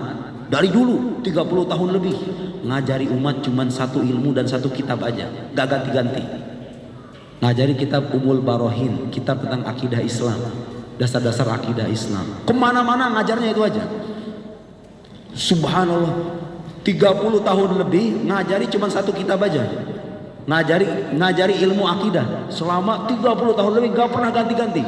Jadi kalau ceramah kalau ceramah dimanapun pasti ngomonginnya akidah. Sampai usia 90 tahun masih ngajar sampai sekarang. Bapak kalau pengen hadir malam Sabtu di daerah Pisangan itu, cari masjid apa singkatannya itu, Kiai Asmawi lah, Kiai Asmawi namanya, Kiai Asmawi itu di daerah Pisangan. Kalau beliau sakit, beliau kalau sakit tetap ngajar di daerah Tegal itu. Selesai operasi, kata anaknya, selesai operasi sampai turun dari mobil itu dibopong buat ngajar. Kata beliau apa? Selama otak saya masih sehat, saya mau ngajar. Subhanallah. Ditanya, ada orang nanya, kenapa Pak Kiai seserius ini belajar ilmu akidah itu? Jawaban beliau apa coba? Ini kita sedang latihan ketemu malaikat. Kalau udah ketemu malaikat, pertanyaan pertama tuh yaitu, banyak orang Islam sekarang nggak kenal akidahnya. Taunya ibarat itu sholat doang gitu. Sholat, Ramadan, puasa. Enggak begitu. Harus tahu sosok yang Anda sembah itu siapa, sifat-sifatnya apa. Itu gak banyak orang sadar itu, Pak. Dan kalau danya sama Allah Maha Kuasa, buktinya apa? Kan bingung kita kan? Itu fardu ain, Pak.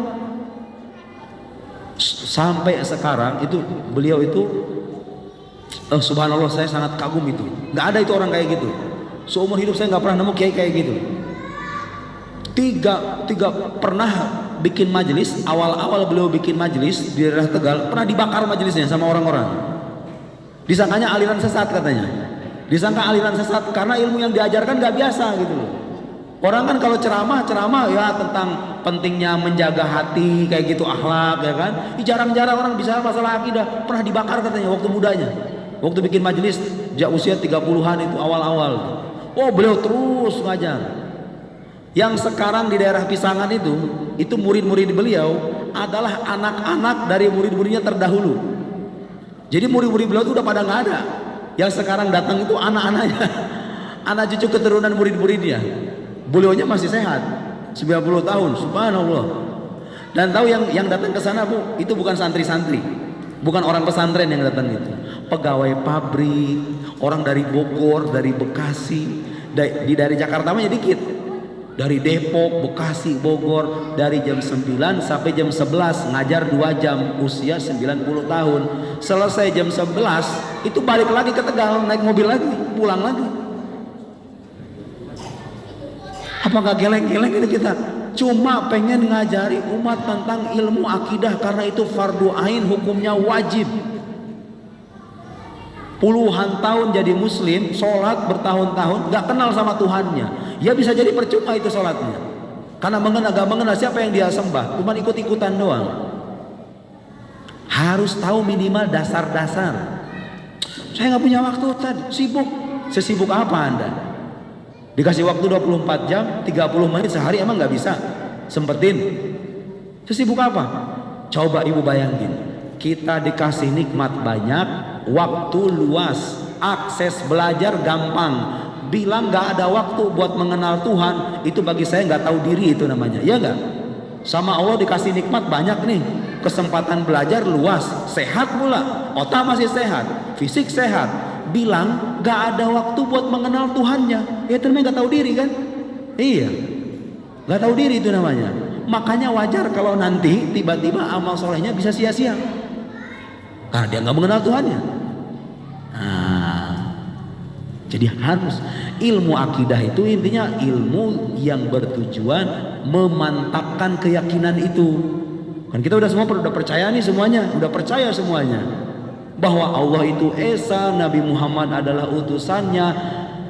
Bagaimana cara menjelaskan itu dibahas dalam ilmu namanya ilmu akidah. Beli buku saya atau buku yang lain, cari aja yang lain. Harganya 60.000. Dibaca sehari 2 lembar. Itu rekaman saya kalau mau disimak sambil nyuci piring, sambil nyapu, sambil ngepel, itu 3 hari selesai. Ya masa merasa nggak ada waktu? Nggak ada waktu, saya sibuk. Gak malu itu ngomong kayak gitu. Saya sibuk.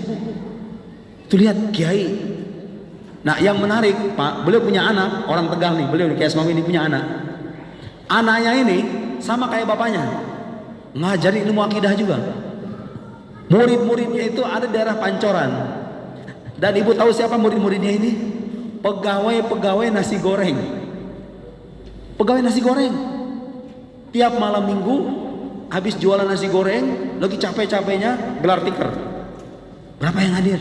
11 orang Pak Ustaz, 7 orang, 8 orang kadang-kadang malam minggu itu.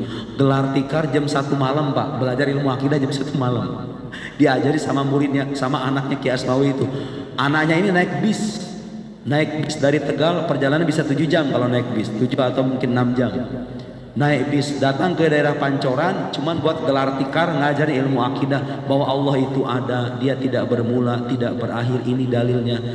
Penjual nasi goreng masih bilang gak punya waktu jam 1 malam. Saya nanya iseng-iseng sama Mas, emang masuk itu belajar jam 1 malam kayak gitu, habis capek gitu? Alhamdulillah Ustaz katanya, karena kita yang mau, kita sadar diri kalau nggak ngaji mau ngapain lagi. Kita udah nggak ada waktu semuanya buat jualan. Ya udah, kita sempatnya waktu malam, ya malam-malam. Sampai kapan? Sampai subuh. Dari jam 1 sampai subuh belajar akidah itu. Bahwa Nabi Muhammad adalah Nabi, ini buktinya. Surga, neraka, dibahas hal-hal yang berkaitan dengan keyakinan. Subhanallah. Subhanallah. Dalam keadaan lelah pun, kalau orang betul-betul serius ingin mengenal Tuhannya, bisa. Selesai kerja nih. Soalnya kalau hari biasa kita nggak bisa Ustaz. Adanya malam minggu doang. Kalau malam minggu katanya, kalau jualan nasi goreng kan lebih cepat lakunya. Jam 11 sudah habis. Udah kita beres-beres, gelar tikar, nunggu beliau datang. 7 jamu, bayangin coba itu dari Tegal ke sini naik bis. Pulang, habis selesai subuh nih. Subuh selesai pulang, azan subuh, sholat berjamaah, pada bubarlah itu murid-muridnya itu. Beliaunya balik lagi ke Tegal naik bis lagi. Masih bilang gak punya waktu. Malulah harusnya. Masa mengenal Tuhannya aja gak mau? Kita ibadah buat siapa? Kita ibadah kan buat Allah Subhanahu wa Ta'ala. Tapi Allahnya gak dikenal. Gimana ceritanya itu? Makanya agama kita gak akan sempurna kecuali dengan 3 aspek yang tadi kita bahas itu. Akidah harus mantap, syariat harus kita tunaikan dengan baik, dan yang tidak kalah penting, semuanya dibingkai dengan akhlak yang baik. Barulah menjadi muslim. Al-muslim man salimal muslimuna min lisanihi wa yadihi. Nabi bilang begitu.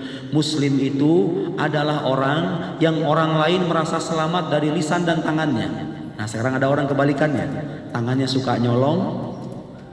Tentu nyolong versi sekarang bukan dengan tangan gini Bu. Nyolongnya itu pakai ATM. Ya kan, transfer. Orang korupsi kan kayak gitu, sembunyi-sembunyi. Nyolong sama nyolong. Orang yang orang lain merasa selamat dari tangan dan lisannya. Lisan zaman sekarang tuh ini nih. Nih, lisan zaman sekarang tuh ini. Kalau ini mah jarang kadang-kadang. Ya, ini nih. Nah, muslim yang benar-benar muslim itu kata Nabi, orang lain merasa aman dari lisan dan tangan. Akhlak itu kan. Nah, kemudian berkaitan dengan syariat. Memang Pak, tidak semua syariat Islam yang dibukukan oleh ulama terdahulu bisa kita praktekkan sekarang. Tapi sebagian besarnya bisa. Saya beri contoh, sholat kita dilarang sama negara apa enggak? Enggak dilarang. Kan syariat Islam juga sholat. Zakat diatur bahkan. Ya kan, pernikahan ya ada Kementerian Agama kita. Terus bagaimana Ustaz dengan orang potong tangan, kisos, orang dirajam, orang dicambuk? Kan ada dalam fikih-fikih Islam. Kenapa sekarang enggak diamalin? Ya karena kita negaranya Bu berdasarkan Undang-Undang Dasar 1945. Kita terikat tuh dengan perjanjian itu. Terus sekarang begini, saya mau bilang gini. Ada ketentuan dalam fikih Islam, kalau terjadi syubhat, maka hukuman itu bisa ditangguhkan. Saya ulangi ya. Misalnya nih, saya beri contoh. Orang berzina hukumannya apa Bu? Kalau misalnya dalam fikih Islam. Kalau udah kawin, zina muhson, udah kawin, dirajam kan sampai mati. Kalau misalnya belum, zina ghairu muhson, dicambuk ya kan? Oke. Dicambuk, hukumannya dicambuk. Ibu tahu nggak? Kalau terjadi kesamaran, ketidakjelasan, bukti, apakah dia berzina atau tidak, maka Nabi bilang idra'ul hududa bisyubuhan. Tangguhkan hukuman-hukuman itu dengan adanya syubhat. Syubhat itu artinya sesuatu yang nggak jelas gitu loh. Sekarang gini, coba ibu bayangin, apalagi zaman sekarang ada AI kayak sekarang. Video itu bisa diedit kan, ya nggak? Kebayang nggak kalau sekarang misalnya nih orang mencuri potong tangan kan?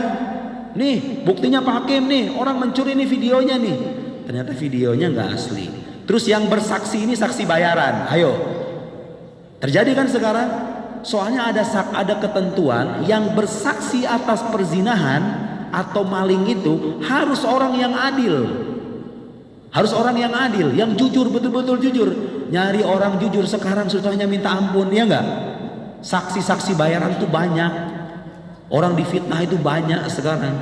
Karena itu menjadi alasan untuk menangguhkan hukuman itu. Cari hukuman yang lain kalau begitu. Tidak harus dengan dicambuk. Karena ada syarat.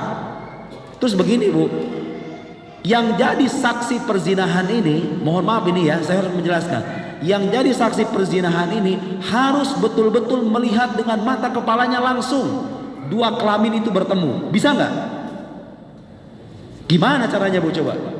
Zaman sekarang gimana? Kalau misalnya, wah tapi kan dua-duaan di kamar. Enggak, itu hanya sangkaan. Anda punya bukti nggak? Kalau dia betul-betul tuh berhubungan badan. Kalau cuma dua-duaan di kamar, itu belum bisa dijadikan bukti. Terus yang masalahnya yang bersaksi ini orangnya bisa dipercaya apa kagak gitu. Kalau ternyata saksinya palsu, saksinya bayaran, dia nggak jujur, orang ini udah terlanjur dipotong tangannya, gimana hayo? Ya kan? Karena zaman kita sekarang zaman syubhat. Apa maksudnya zaman syubhat? Zaman serba nggak jelas, banyak bohongnya, ya nggak? Coba ibu buka handphone sekarang, itu YouTube itu, saya hakul yakin, nggak semuanya berisikan informasi yang jujur. Bahkan Kiai Sahal yang orang Gontor itu bilang 80% berita yang kamu simak itu bohong semuanya.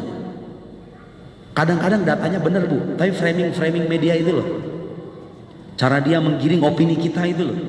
Makanya harus hati-hati. Berhubung sekarang susah nyari saksi yang adil, maka ulama-ulama pun sekarang memandang hukuman-hukuman itu susah diberlakukan. Karena nyari saksi yang sesuai dengan spesifikasi itu susah. Yang adil, yang bertakwa, yang jujur. Sekarang orang bohong di mana-mana. Bisa kasih duit 10 juta sama dia, kamu bersaksi ya, selesai, ya enggak? Jangankan yang bersaksi, hakimnya aja bisa disogok, ya enggak? Hakimnya bisa disogok Pak, zaman sekarang. Lihat betapa zaman sekarang karena saking udah rusaknya, sehingga hukuman bukan berarti kita menolak hukum Allah Subhanahu wa taala. Enggak. Hukum Allah adalah hukum Allah, yang benar adalah benar. Tapi keadaan kurang mendukung itu. Makanya kalau mengasih hukuman, kasih hukuman yang lain, takzir namanya. Kalau di kita kan ada penjara. Lah orang penjara aja sekarang bisa diremisi, ya enggak? Kalau ada orang dalam, ya enggak? Punya fulus, ada orang dalam, selesai di Indonesia mah. Kan? Zamannya udah rusak. Dan saya mau bilang lagi begini, mungkin Bapak akan terkejut dengan fakta ini. Pernah ada sahabat datang ke Nabi Shallallahu Alaihi Wasallam, ya Rasulullah, akim alayyal had. Rasulullah, tolong siksa aku, tolong cambuk aku karena dia berzina. Ngaku di hadapan Nabi dia berzina. Lihat ya, orang ngaku di hadapan Nabi di zaman Nabi ini ya, zaman belum rusak ini. Di zaman Nabi, zaman belum rusak kayak sekarang. Artinya hukum cambuk masih berlaku bagi dia. Laki-laki datang kepada Nabi ngaku berzina. Ya Rasulullah, akim alayya had. Tolong tegakkan hudud buat diriku, maksudnya sanksi cambuk itu. Rasulullah bilang apa? Bukankah kamu tadi berwudu dengan kami? Bukankah kamu sholat dengan kami tadi? Karena orang ini ngomong sama Nabi selesai sholat ngaku zina. Terus ada lagi riwayat menyebutkan jangan-jangan kamu cuma ciuman doang. Jangan-jangan kamu la'allaka tuqabbiluha. Jangan-jangan kamu cuma ciuman doang sama dia. Jangan-jangan kamu cuma begini doang. Jadi saya pengen bilang Nabi sendiri pengennya aib-aib kayak begitu tuh ditutup gitu loh. Karena beliau sayang sama umatnya. Tuh berhubung orang ini udah ngaku duluan. Nabi Bu, itu riwayat bener kayak begitu. Bisa dicek itu. Nabi sampai nanya sama orang itu, jangan, kamu kan tadi sholat bersama kita. Terus ada lagi riwayat menyebutkan Nabi sambil mengutip ayat Al-Quran, innal hasanat yudhibna sayyiat. Sesungguhnya kebaikan itu bisa menghapuskan keburukan. Yang tadi kita bilang itu, sholat yang kita lakukan itu sebetulnya menjadi kafarat, menjadi penebus dosa bagi dosa sebelumnya. Jadi spirit utama di balik hudud, di balik sanksi-sanksi cambuk, potong tangan, itu bukan bernafsu ingin menghukum manusia gitu loh. Justru Nabi itu pengen aib-aib begitu tidak ditutup, kecuali kalau dia punya dampak sosial yang besar. Kalau punya dampak sosial yang besar baru. Adapun aib, mohon maaf, aib misalnya kita berhubungan badan dengan yang tidak halal, tobat kepada Allah Subhanahu wa taala. Itu solusinya. Kecuali kalau kita sudah korupsi miliaran, kan orang maling juga beda-beda. Terus sekarang Sayyidina Umar, ngomong-ngomong di zaman Sayyidina Umar, hukum potong tangan pernah tidak diamalkan. Gara-gara apa? Orang-orang kelaparan pada waktu itu. Orang banyak yang lapar sehingga hukum potong tangan diliburkan dulu, gak diberlakukan. Karena orangnya pada lapar. Dalam keadaan orang pada lapar, pada maling mereka, ya kan? Darurat keadaannya. Keadaannya gak mendukung gitu loh. Gak mendukung untuk diberlakukan hukum potong tangan. Keadaannya. Apakah Sayyidina Umar menolak hukum Allah? Tidak. Tapi keadaan yang memang tidak memungkinkan atau belum memungkinkan. Itulah Islam, Pak. Sebetulnya spirit utamanya ada yang namanya kisos, ada yang namanya rajam, ada yang namanya hudud. Itu spirit utamanya untuk menyelamatkan manusia. Ada namanya kisos, yang membunuh dibunuh lagi. Tujuannya menjaga nyawa kita. Barangkali dengan cara begitu orang tuh akan punya efek jerak gitu loh. Tapi bukan dari awal Islam tuh kayak bernafsu pengen motong tangan manusia, bukan. Ada saat-saat justru kadang-kadang aib itu ditutup. Kalau korupsi udah miliaran jangan ditutup, beda cerita itu mah. Korupsi triliunan bukan aib yang harus ditutup, harus ditampilkan di hadapan orang banyak. Tapi ada dosa-dosa yang sifatnya privat gitu loh. Dosa privat tuh kayak tadi itu. Dosa privat. Tobat kepada Allah Subhanahu wa taala dan sholat yang kita lakukan, kata Nabi Shallallahu alaihi wasallam, itu bisa menghapuskan dosa. Iya. Jadi kalau kita sekarang di Indonesia kok nggak ada hukum potong tangan, ya bukan berarti kita nggak setuju syariat Islam. Syariat Islam itu maknanya luas. Sholat itu syariat Islam, zakat itu syariat Islam, haji syariat Islam, nikah itu syariat Islam. Tapi ada praktek-praktek riba, Ustadz. Selama bisa dihindari Pak. Tapi kalau udah terjebak, udah gini aja, mentoknya begini. Kalau kita merasa banyak dosa atau banyak pelanggaran dalam hidup kita, perbanyaklah amal soleh. Karena ada ketentuan dalam Al-Quran, innal hasanat yudhibnas sayyi'at. Kebaikan bisa menghapuskan keburukan. Ngerasa berdosa di satu sisi, cari amal soleh yang bisa nutup dosa itu. Rajin sedekah ke, rajin sedekah ke masjid ke, membangun sekolah ke, apa ke, supaya nutup dosa kita. Itu solusi itu. Ittaqillah haitsuma kunta wa atbi'is sayyi'atal hasanata tamhuha. Bertakwalah kepada Allah kapanpun dan dimanapun kamu berada, dan ikutilah keburukan itu dengan kebaikan. Habis gibahin orang nih, dosa kan, langsung sedekah 100.000 ke orang. Iya, itu diajarin sama Nabi begitu. Kalau kita bermaksiat di satu tempat, istighfar di tempat itu juga. Dia nanti akan bersaksi di hadapan Allah bahwa tempat ini pernah dipakai buat maksiat. Tapi kalau kita istighfar, istighfarnya benar loh ya, istighfarnya benar. Tempat ini akan bersaksi juga di hadapan Allah bahwa dia pernah minta ampun kepadamu ya Allah di tempat itu juga. Emang kita nggak bisa lepas dari dosa itu, gitu. Dalam hal udah susah terjebak sana sini, perbanyaklah amal soleh. Siapa tahu amal soleh itu yang bisa meningkatkan timbangan kebaikan kita dan menghapuskan dosa-dosa kita yang lain itu. Solusi itu, solusi paling realistis mah. Solusi paling realistis. Tambahin rakaat sholat. Yang tadinya jarang-jarang tahajud atau duha, ya kalau merasa banyak dosa ya coba tambahin. Siapa tahu itu bisa nambal dosa kita yang banyak itu gitu. Emang susah Pak zaman sekarang. Sekarang buka handphone aja kita udah maksiat kok, iya nggak? Coba buka Instagram sekarang, ada orang ngumbar aurat, ya kan? Nggak pada pakai jilbab, orang aurat, ya kan? Ya.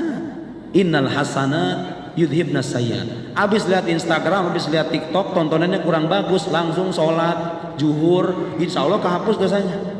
Nabi yang bilang begitu. Gimana? In tajtanibu kaba'ira ma tunhauna anhu yukaffir ankum sayyi'atikum. Kalau kalian itu berusaha menghindari dosa besar, Allah akan mengampuni dosa-dosa kecil kalian. Dosa kecil tuh kayak gitu tuh. Kita lihat di handphone, wah ini kurang bagus nih, tapi selewat-selewat doang. Itu dosa kecil. Bisa hilang dengan kita berwudu, dengan kita sholat, dengan kita sedekah dan lain-lain. Saya kira begitu. Saya kira begitu. Jam berapa? 11. Ibu-ibu, ibu-ibu. Terakhir ya? Oke, ibu-ibu, ada yang ingin bertanya? Bu Anita, Ya, timnya ada yang ingin bertanya, Bu? Ada ibu? Harus ada.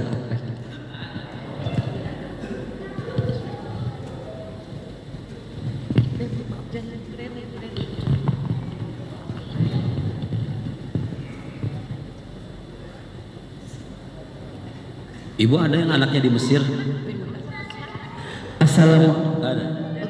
Assalamualaikum warahmatullahi wabarakatuh. Waalaikumsalam. Pak Ustadz mau bertanya 3. Aduh, loba teuing atuh Bu, 3 mah. Sing sabar Pak Ustadz. Teler saya 3. 1 aja udah setengah jam. Begini Pak Ustadz, kalau kita kan tidak luput daripada dosa dan noda.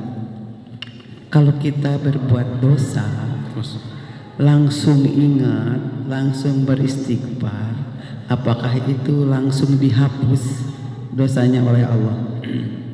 1. Kedua, apabila kita kok dulu masa kecil banyak dosa ya Pak ya, baru ingat sekarang tuh, terus bertobat, apakah Allah menerima tobat kita?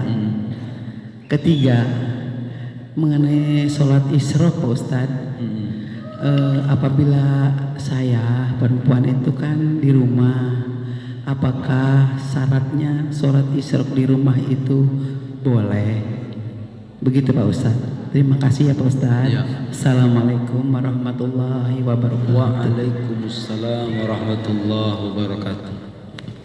Pertama, menyangkut dosa. Dalam Islam, dosa itu tidak bisa dipandang sama rata. Dosa itu ada yang tergolong sebagai sogoir. Sogoir itu artinya dosa kecil. Ada kabair. Kabair itu artinya dosa besar. Apa bedanya Ustadz yang besar sama kecil itu? Kalau ada ancaman dalam Quran neraka, itu dosa besar. Pasti. Contoh, wa may yaqtul mu'minan muta'ammidan fajaza'uhu jahannam khalidan fiha wa ghadiballahu alaihi wa la'anahu wa adalahu adzaban adzim. Siapa yang membunuh seorang mukmin secara sengaja, orang membunuh satu jiwa secara sengaja, fajaza'uhu jahannam, balasannya neraka jahanam, khalidan fiha, dia kekal di neraka itu, wa ghadiballahu alaihi, Allah marah kepadanya, wa la'anahu, dan Allah melaknatnya. Coba bayangin, udah mah jahanam Allah marah, melaknat lagi. Dosa besar itu. Dari sini kita bisa tahu membunuh itu dosa besar. Contoh lain, innallaha la yaghfiru ayyushraka bihi wa yaghfiru ma duna dzalika liman yasha. Allah tidak mengampuni. Kalau udah ngomong Allah tidak mengampuni, berarti ini dosa besar. Apa dosa paling besar itu dalam Islam? Syirik, menyekutukan Allah Subhanahu wa taala. Menyekutukan Allah, berzina, syirik, meminum khamar, sihir. Melakukan sihir itu dosa besar. Bersaksi palsu dosa besar. Bersaksi palsu dosa besar. Sekarang banyak itu. Apalagi qatlun nafs, membunuh dan lain-lain, banyaklah. Dosa besar itu ketentuannya hanya diampuni kalau kita betul-betul bertaubat. Berzina termasuk. Harus dengan pertaubatan, dosa besar itu. Begitu ketentuannya. Artinya begini, kalau saya merasa nauzubillah ini mah ya, minum khamar 1 gelas gitu ya, langsung bertobat, istighfar. Tobat itu diterima kalau melakukan 3 hal. 1, dia menyesal. Ya, kalau orang mabok dan maboknya tiap hari, itu tanda dia nggak mau tobat itu. Iya kan? Kalau orang-orang khilaf kan nggak begitu. Ketika dia terjatuh dalam dosa, dia menyesal. Dia jiwanya itu kayak mencela dirinya. Kamu kenapa ngelakuin itu? Nah itu tuh. kalau ibu ada perasaan kayak gitu dalam hati, kenapa kamu ngelakuin itu kayak tadi? Berbahagialah, itu berarti jiwa ibu tuh bagus. Artinya nafsu, itu namanya nafsul lawwamah. Hawa nafsu yang senantiasa mencela pelakunya kalau berbuat dosa. Itu tanda nafsu yang bagus tuh kayak begitu. Tapi kalau orang berbuat maksiat dan mengentengkan perbuatan maksiat, celakalah dia. Berarti hatinya udah mulai padam itu. Iya kan? Satu, menyesal. Kedua, bertekad tidak mengulanginya lagi. Yang ketiga, menambah dengan amal saleh. Udah selesai. Kalau dosa besar. Kalau dosa besar ini menyangkut hak anak cucu Adam, kayak maling misalnya, harus dibalikin. Kita minta maaf, minta keridoannya. Dosa besar juga kan ada dua macam.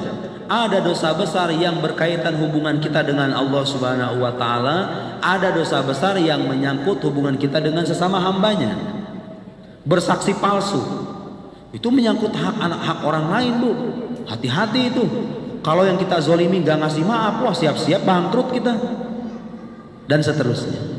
Adapun dosa kecil, sogoir itu dosa kecil ya. Dosa kecil itu terhapus otomatis kalau kita melakukan kebaikan. Di antaranya apa? Ya sholat itu. Di antara sholat ke sholat yang lain, kan kadang-kadang manusia itu nggak bisa lepas ngelihat handphone. Aduh, padahal mah nggak mau nonton beginian. Kok ada sih, kok muncul sih di beranda kayak begini, kayak gitu tuh. Dosa kecil tuh kayak gitu. Nanti azan zuhur pergi ke masjid, Allahu Akbar, selesai sholat hilang semua tuh dosa itu. Ya itu kayak tadi kata Quran bilang, in tajtanibu kaba'ira ma tunhauna anhu nukaffir ankum sayyi'atikum. Kalau kalian menghindari dosa-dosa besar, gak suka mabok, gak suka zina, gak suka berbohong, gak suka menzolimi orang, gak suka maling, dihindari yang besar-besar, insya Allah yang kecil-kecil itu diampuni sama Allah Subhanahu wa ta'ala. Iya, begitu ketentuannya. Korupsi dosa kecil atau dosa besar? Korupsi. Waduh, itu dosa yang benar-benar merugikan, yang dia kelak di alam akhirat akan mempertanggungjawabkan itu dengan pertanggungjawaban yang sangat berat. Iya, korupsi dosa besar. Tapi udah istighfar, udah haji berkali-kali, ya nggak apa-apa. Dosa dia korupsi diampuni, tapi hak orang lain yang dia ambil nggak akan tuntas. Begitu, Bu, ketentuannya. Kalau kita menzolimi orang, tobat sama Allah, dosa kita menzolimi itu, hubungan kita dengan Allah dihapus. Tapi hak dia yang kita zolimi itu nggak akan terhapus, dituntut nanti. Karena itu, kalau kita nggak mau bangkrut dan nggak mau rugi, hindari dosa yang kedua tadi, dosa kita sesama orang lain, karena itu memberatkan kita pada akhirnya. Apalagi kalau keuntungan yang didapat nggak seberapa, sayang kan? Udah sholat berhari-hari, sholat bertahun-tahun, tiba-tiba karena kita punya dosa kepada banyak orang, ada banyak orang yang kita zolimi, bangkrut. Begitu, Bu, ketentuannya. Gak bisa kan ibu samain orang maling 5.000 dengan 5 triliun, sama gak dosanya? Ya beda. Yang maling 5.000 dosa kecil itu, dosa kecil. Iya kan? Ya cuman hati-hati juga. Kadang-kadang maling-maling besar itu awalnya dari situ, ya gak? Awalnya sih biasalah, namanya di pemerintahan, ya kan, nggak apa-apa, lolosin aja, 2 juta lumayan, 2 juta tuh awalnya, 2 juta buat proyek ini, ketagihan kan lama kelamaan, enak kayaknya, terus lama kelamaan miliaran, awalnya dari 2 jutaan, dari jutaan, kayak gitu kan. Setan itu menggoda manusia dengan cara begitu, bertahap gitu loh, nggak langsung ujuk-ujuk, ayo kamu berzina sekarang, enggak. Setan tuh pinter, nggak bilang sama kita langsung berzina, enggak. Awalnya ketemuan dulu di WhatsApp, di Instagram, cantik nih cewek nih, DM. Pas di DM, kita ketemuan bisa nggak? Ketemuan lah di coffee shop, ngobrol. Awalnya sih nggak pegangan tangan, nggak ada sentuhan, biasa ngobrol biasa aja, sharing, bahasanya sharing. Tiba-tiba kok merasa enak ya, nyaman ngomong sama dia. Aku juga nyaman kok sama kamu. Lama kelamaan ada kesempatan, kayak gitu tuh. Awalnya dari omongan, dari obrolan telepon, kemudian jumpa, jalan selama berhari-hari, 2 bulan kemudian hamil. Karena itu Al-Quran itu menggambarkan godaan setan itu dengan istilah khutuwat. Wala tattabi'u khutuwatis syaiton. Khutuwat itu artinya langkah-langkah. Jangan kalian ikuti langkah-langkah setan. Setan tuh kalau pengen menjerumuskan kita tuh pakai langkah-langkah, step by step. Pinter dia. Soalnya kalau kita langsung dibisikin, maling kamu, nah, kita nggak bakal mau. Tapi kalau dengan cara bertahap, awalnya sogok menyogok dulu. Sogok menyogok dulu. Dan kita udah menormalisasi itu, sogok menyogok itu. Di lembaga-lembaga pemerintahan itu. Sogok menyogok dulu. Terus pelan-pelan jadi koruptor kelas kakap. Begitulah setan. Dan mudah-mudahan kita semuanya dihindarkan dari godaan-godaan yang tidak baik. Sekian yang bisa kita kaji. Mudah-mudahan Bapak Ibu semuanya ini menjadi ilmu yang bermanfaat buat kita semuanya. Mudah-mudahan keluar dari ruangan ini kita semua diampuni oleh Allah Subhanahu wa taala dan iman kita dijaga sampai akhir hayat. Ala hadhihi niyyah wa ala kulli niyyatin salihah. Al-Fatihah. A'udzubillahi minasyaitonir rajim. Bismillahirrahmanirrahim. Alhamdulillahirabbil alamin. Arrahmanir rahim. Maliki yaumiddin. Iyyaka na'budu wa iyyaka nasta'in. Ihdinas siratal mustaqim. Siratal ladzina an'amta 'alaihim ghairil maghdubi 'alaihim waladdallin. Amin. Subhanakallahumma wa bihamdik asyhadu an la ilaha illa anta nastaghfiruka wa natubu ilaik wa sallallahu ala sayyidina Muhammad wa ala alihi wa sahbihi wa sallam. Wassalamu alaikum warahmatullahi wabarakatuh.